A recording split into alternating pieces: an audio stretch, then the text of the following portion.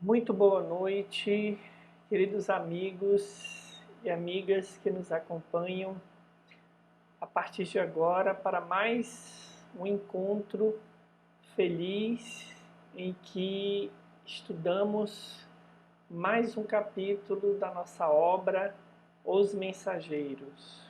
É uma alegria revê-los, reencontrá-las nesse espaço que tem nos fornecido muito material para a nossa autotransformação, para o nosso autoconhecimento, norteados aí pelo Evangelho de Jesus à luz da doutrina dos Espíritos.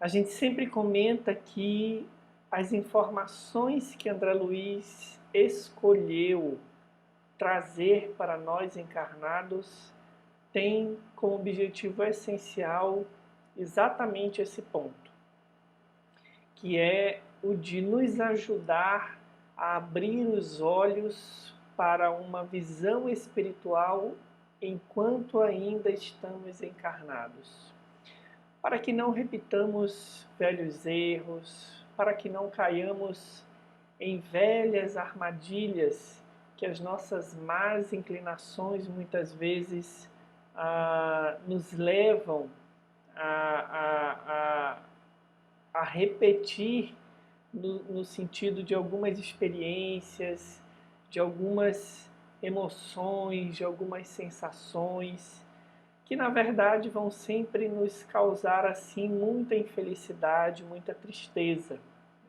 A proposta de Jesus, a proposta do Espiritismo, quando nos convidam a viver o Evangelho, quando nos convidam a viver conforme a lei de justiça, amor e caridade, na verdade é uma proposta de felicidade.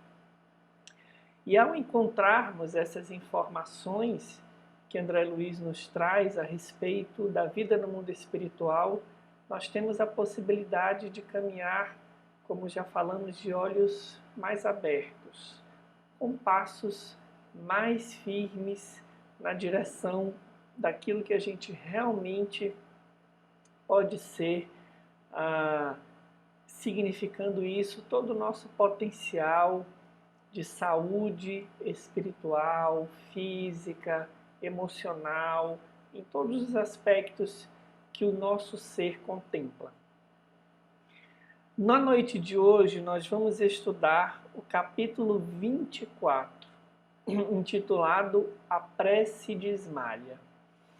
Esse é um capítulo de muita beleza, porque a prece desse espírito, ela é assim, de uma beleza inigualável. Se nós lembrarmos, nós estamos naquele contexto em que Aniceto, Alfredo, Vicente, André Luiz, Ismalha estão ali naquele pavilhão onde se encontram aqueles espíritos que dormem. Um sono perturbado pelas lembranças dos erros cometidos na última experiência reencarnatória para a maioria deles, para a extensa maioria deles. Então, após fazermos uma análise, após André Luiz, juntamente com os companheiros ali desenvolverem toda uma análise a respeito da condição daqueles espíritos, a Ismalha, que é ali a companheira espiritual de Alfredo, como já vimos em capítulos anteriores, ela vai proferir uma prece no desenrolar da atividade de atendimento a esses espíritos. Então, antes de lermos a prece propriamente dita, no capítulo a prece está dividida. Há uma parte introdutória, a prece de Ismalha, alguns comentários, há a primeira parte da prece, há uma análise e há a segunda parte da prece. Então nós vamos adiantar aqui alguns aspectos para que a gente possa ler a prece por inteiro. Eu acho que é essencial que a gente possa contemplar a prece de Ismalha na sua integralidade. Então, André Luiz começa o capítulo falando que nesse momento que antecede a prece, né, Alfredo pede para que as luzes artificiais do pavilhão sejam desligadas, e então todo um movimento de luzes crepusculares se dá para a contemplação de todos que ali estavam. Eu acho que é algo que a gente não pode nem assim imaginar de longe a beleza do que seja contemplar um céu nessas regiões espirituais, ainda que a gente esteja falando aqui, né, de um posto de socorro, numa região de profundo sofrimento, mas ali no posto de socorro, tendo em vista que todos os espíritos buscam trabalhar no bem, sintonizar com o alto, a possibilidade de naquele espaço, né, esse céu refletir as belezas que Deus nos oferta, deve ser assim algo sublime. Então André Luiz começa narrando as belezas desses efeitos de luz e cores que se davam ali no céu, né, do posto de socorro, e narra em seguida a primeira parte da prece de Ismalha, um fenômeno que ele vai perceber, que é a emissão, como se fosse assim uma espécie de emissão de luz por parte de todos os espíritos trabalhadores do bem que ali se encontravam. Começando por Ismalha, que segundo ele emitia, né, do seu tórax a luz mais intensa, seguida das senhoras, que a acompanhavam naquela prece. Depois ele vai falar de Aniceto, de Alfredo, dos outros trabalhadores do posto de socorro, dele e de Vicente, com uma luz mais discreta, e de alguns outros colaboradores, servidores, né, que apresentavam, segundo as palavras de André Luiz, o corpo opaco, quase como a condição de nós outros encarnados. Essa percepção de André Luiz, ela fala de recursos espirituais que refletem o estágio evolutivo no qual esses espíritos se encontram. Então é interessante a gente destacar isso, porque a análise que André Luiz vai fazer dos efeitos da prece de Ismalha nesse capítulo estão vinculadas a esse ponto específico que fala da capacidade de cada um ali presente entregar colaboração a partir do estágio espiritual no qual se encontra. No capítulo seguinte, que a gente vai estudar na próxima semana, ele vai analisar os efeitos da prece. Então ele vai falar sobre os mecanismos, né, da oração, enfim.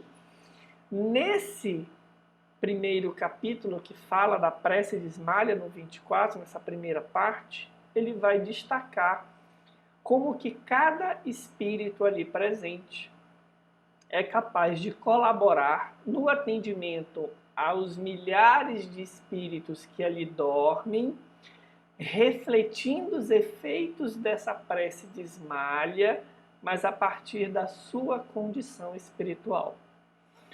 Então, dito isso, essas informações que são muito importantes, vamos então proceder à análise da prece dessa benfeitora espiritual, que, como já falamos, é de uma beleza ímpar.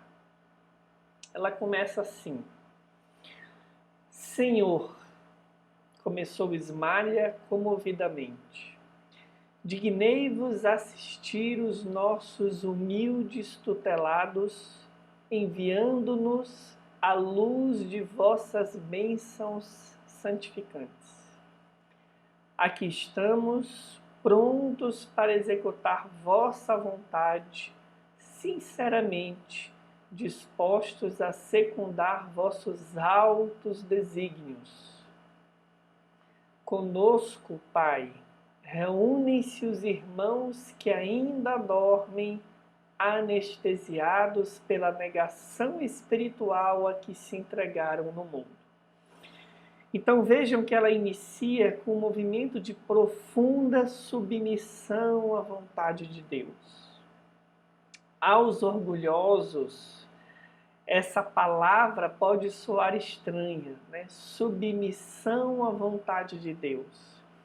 Mas quando nós paramos para analisar que, na verdade, Deus é que nos serve de forma integral e ininterrupta, a gente entende que, ao falarmos que nos colocamos sob essa proteção divina, submissos e obedientes à sua vontade, nós estamos, na verdade, nos afeiçoando a uma forma de ver a vida que significa o melhor para nós outros, tendo em vista que Deus emana para todas as criaturas esse amor, né, essa bússola de luz que é a sua própria lei, dia após dia, hora após hora, cabendo a nós aceitarmos essa vontade, que representa sempre o melhor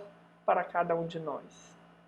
Então ela começa com essa posição de profunda humildade, né, se colocando à disposição do divino, e cita então a presença daqueles que ali estão dormindo em função da negação da realidade espiritual. Ou porque acreditaram que após a morte era o nada, ou porque se entregaram a uma encarnação de muitas sensações, de excessivas paixões, e isso os conduziu a essa situação de sofrimento, apesar de sono, né, na qual eles se encontram. Prossegue Ismalha dizendo assim: despertai-os, Senhor, se é de vossos desígnios sábios e misericordiosos. Despertai-os do sono doloroso e infeliz. Acordai-os para a responsabilidade, para a noção dos deveres justos. Então vejam que esse despertar significa não somente abrir os olhos e interromper aquela repetição do ciclo de sonhos perturbadores, mas despertar para a responsabilidade, para a noção dos deveres justos. Daí que nos capítulos anteriores, quando nós analisamos a condição desses espíritos, nós sugerimos que um desdobramento possível era avaliar o quanto cada um de nós não caminhava pela vida, talvez dormindo. Porque estar acordado significa estar acordado para a responsabilidade e para os deveres justos que a vida nos solicita, levando em consideração essa realidade espiritual da imortalidade. Magnânimo Rei, apiedei-vos de vossos súditos sofredores. Criador compassivo, levantai as vossas criaturas caídas. Pai justo, desculpai vossos filhos desventurados. Então vejam que existe um componente também de louvor, né, a essa magnitude da divindade, a essa característica de misericórdia, né, quando ela fala compassivo Criador, mas que ao mesmo tempo é também justo, porque ela fala Pai justo. Então é amor e justiça, nem só amor, nem só justiça. Tudo isso sendo colocado aí por Ismalha na sua oração. permiti caia o orvalho do vosso amor infinito sobre o nosso modesto posto de socorro. Seja feita a vossa vontade acima da nossa, mas se é possível, Senhor, deixai que os nossos doentes recebam um raio vivificante do sol da vossa bondade.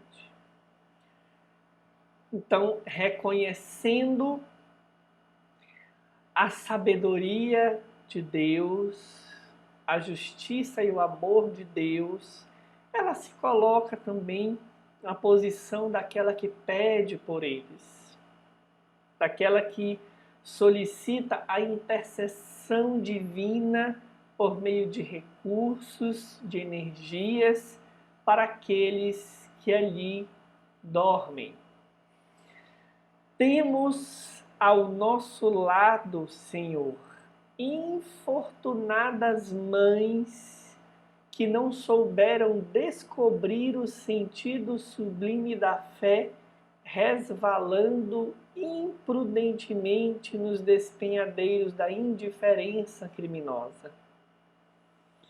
Então vejam que associação interessante. A indiferença a que as mães se entregaram é porque não conseguiram descobrir o sentido sublime da fé. A ausência de fé as levou à indiferença. Então, fé aqui no sentido dessa informação aliada ao sentir, no que diz respeito à espiritualidade. A compreensão de que a responsabilidade das mães para com os filhos está posta no que diz respeito a um conhecimento de que os nossos filhos são espíritos, como falamos na nossa live na semana anterior, de que esses filhos nos são entregues por Deus para que os conduzamos pelo bom caminho.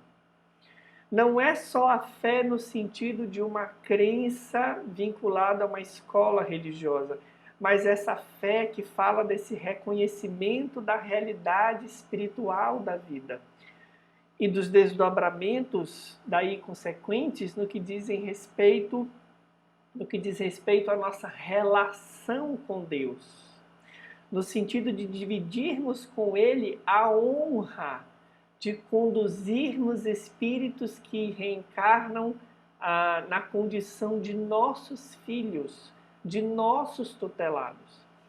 Então, quando essa compreensão está ausente, as mães, muitas vezes, no relato aqui de Ismalha, resvalam imprudentemente para uma indiferença criminosa.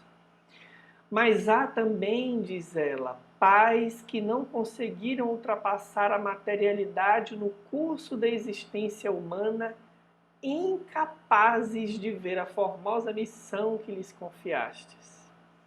Pais que focaram a educação dos filhos exclusivamente nos aspectos materiais. E muitas vezes, vejam que essa obra é do meio do século passado. Hoje, em 2022, num novo século, com o advento da internet, a velocidade da dinâmica social é muito maior. E muitas vezes, sob o pretexto de darmos o melhor aos filhos, nós começamos a ficar ausentes das suas vidas. Porque estamos ocupados demais com recursos financeiros e materiais. Cônjuges desventurados pela incompreensão de vossas leis augustas e generosas. Jovens que se entregaram de corpo e alma aos alvitres da ilusão. Então, espíritos que viveram experiências muito tristes no campo da conjugalidade, pela incompreensão das leis de amor que devem reger as relações. E jovens que se entregaram aí à vivência das sensações imediatistas que a matéria muitas vezes oferece. Ela prossegue então dizendo: muitos deles atolaram-se no pantanal do crime, agravando débitos dolorosos. Agora dormem, Pai, à espera de vossos desígnios santos. Sabemos, contudo, Senhor, que este sono não traduz repouso do pensamento. Vejam que interessante. Apesar de dormirem no que diz respeito à movimentação dos seus corpos espirituais, esses espíritos, pelo pensamento, se agitam em perturbações profundas. Quase todos os nossos asilados são vítimas de terríveis pesadelos por terem olvidado no mundo material os vossos mandamentos de amor e sabedoria. Sob a imortalidade aparente, movimenta-se-lhes o espírito entre aflições angustiosas que por vezes não podemos sondar. Então Ismalha destaca na sua prece toda a angústia profunda a que esses espíritos se entregaram, porque escolheram se distanciar da vivência do amor, do bem, do conhecimento a respeito da imortalidade da alma. E agora, nesse momento da prece, ela faz um movimento assim, também de humildade, como no primeiro, mas não com relação a Deus, mas com relação a esses que dormem. E é de muita beleza esse movimento, porque significa dizer que diante de Deus ela se coloca como igual àqueles que ali estão, com a única diferença de que ela já aceitou a vivência das leis de Deus. E de que já, em alguma pequena medida, vem superando os alvitres das suas más inclinações. São eles, Pai, vossos filhos transviados e nossos companheiros de luta, necessitados de vossa mão paternal para o caminho. Quase todos se desviaram da senda reta pelas sugestões da ignorância que, como aranha gigantesca dos círculos carnais, tece os fios da miséria enredando destinos e corações. Deprecando vossa misericórdia para eles, rogamos igualmente para nós a verdadeira noção da fraternidade universal.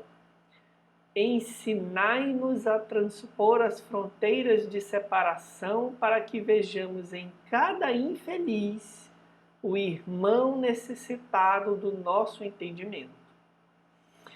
Então, ela pede para que todos os que ali se encontram juntamente com ela sejam capazes de ver naqueles que dormem irmãos necessitados de entendimento. Espíritos que, por se entregarem à ignorância, cometeram atitudes profundamente infelizes que os deixaram nessa condição de profunda perturbação. Então vejam que é uma posição de humildade diante do socorro que se precisa prestar a esses. Essa lição é de muita beleza porque nas nossas atividades, muitas vezes no centro espírita ou em outra instituição que nós possamos trabalhar, às vezes a gente faz um movimento de condenar o outro nos erros a que ele se vê enredado. Muitas vezes a gente fica assim impaciente diante da repetição dos equívocos, quando a gente estende a mão tentando retirar aquela criatura do círculo vicioso dos erros. Mas, assim como esmalha, é muito importante que nós sejamos capazes de fazer esse movimento, de nos colocarmos em situação análoga. Ou porque já erramos nesse nível e fomos ajudados por alguém, ou porque diante da luz espiritual maior daqueles que nos tutelam a jornada, talvez a gente continue repetindo erros que a gente nem percebe. Então esse movimento de humildade para quem ajuda, ele é fundamental. E aí ela termina então a prece dizendo: ajudai-nos a compreensão, a fim de que venhamos a perder todo o impulso de acusação nas estradas da vida, como falamos agora há pouco. Ensinai-nos a amar como Jesus nos amou. Também nós, Senhor, que aqui vos rogamos, fomos leprosos espirituais, cegos do entendimento, paralíticos da vontade, filhos pródigos do vosso amor. Aqui fazendo uma alusão belíssima às passagens bíblicas. Quando Jesus curava os leprosos, os cegos, os paralíticos, ele também se dirigia ao espírito, não somente ao corpo.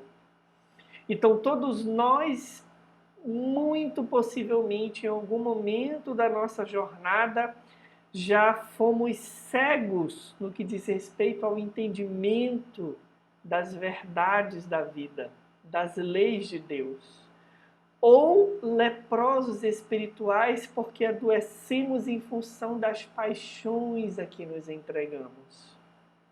Ou ainda paralíticos porque não temos sabido direcionar a nossa vontade para a transformação essencial que precisamos fazer. E nesse sentido, todos nós, ainda que temos recebido notícias do Evangelho nas muitas encarnações que temos vivenciado, temos escolhido deixar os tesouros de Deus para buscar outros tantos, equivocados nas romagens que temos escolhido caminhar. Por isso somos também filhos pródigos, porque cansados de viver essas experiências, como esses irmãos, muito em breve a gente retorna para o seio de Deus, suplicando o seu amparo, a sua ajuda, o seu socorro, e nunca temos negado esse auxílio. Nunca. Ela continua ainda, na verdade, nesse trecho dizendo: também nós já dormimos em tempos idos nos postos de socorro da vossa misericórdia. Somos simples devedores ansiosos de resgatar imensos débitos. Sabemos que a vossa bondade nunca falha e esperamos confiantes a bênção de vida e luz. Pois bem, finda a prece, André Luiz vai então narrar o seguinte fenômeno. Fixando instintivamente o alto, enxerguei maravilhado grande quantidade de flocos esbranquiçados, de tamanhos variadíssimos, a caírem copiosamente sobre nós que orávamos, exceto sobre os que dormiam. Vejam que coisa curiosa. A gente pode ler e pensar assim: mas não poderiam cair direto sobre os que dormem? Prossigamos. Tive a impressão de que eram derramados do céu sobre nossa fronte, caindo com a mesma abundância sobre todos os servidores, desde esmalha até o último. Não cabia em mim de admiração quando o novo fenômeno me surpreendeu. Os flocos leves desapareciam ao tocar-nos começando, porém, a sair de nossa fronte do peito grandes bolhas luminosas, com a colaboração da claridade de que estávamos revestidos, elevando-se no ar e atingindo as múmias numerosas. Por que os flocos não caíam direto sobre os espíritos que dormiam? Porque eles eram assimilados por cada um dos servidores que ali se encontravam, de acordo com a sua condição. Lembram que no começo a gente falou que cada um emitia uma luminosidade diferente, referente e condizente com o seu estágio de evolução espiritual. Então, cada um assimila os recursos da divindade e produz energias que vão auxiliar aqueles que ali dormem. Ainda aí, reparava o problema da gradação espiritual. Vejamos, as luzes emitidas por Ismalha eram mais brilhantes, intensas e rápidas, alcançando muitos enfermos de uma só vez. Em seguida, vinham as fornecidas pelas senhoras do seu círculo pessoal. Depois, tínhamos as de Aniceto, Alfredo e dos demais. Os servos de corpo obscuro emitiam vibrações fracas, mas visivelmente luminosas. Cada qual naquele instante de contato com o plano superior revelava o valor próprio na cooperação que podia prestar. Então vejam que beleza. Cada um colabora de acordo com a sua gradação espiritual, com os recursos de que é portador. No começo, no primeiro intervalo que ele faz para a primeira parte da prece de Ismalha, ele comenta, André Luiz, sobre a capacidade de emissão de luz de cada um. E agora a gente entende o porquê daquela análise, né? Cada um assimila os recursos enviados pela divindade dos planos superiores e fornece, de acordo com a sua capacidade, os recursos que aí sim vão auxiliar os que estão ali dormitando. Findando o capítulo, Aniceto vai então explicar o fenômeno para André Luiz, dizendo: na prece encontramos a produção avançada de elementos de força.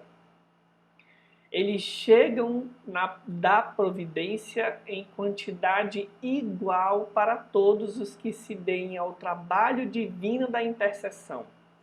Todos os colaboradores estão ali intercedendo pelos espíritos que dormem aquele sono perturbado. Mas cada espírito tem uma capacidade diferente para receber. Essa capacidade é a conquista individual para o mais alto.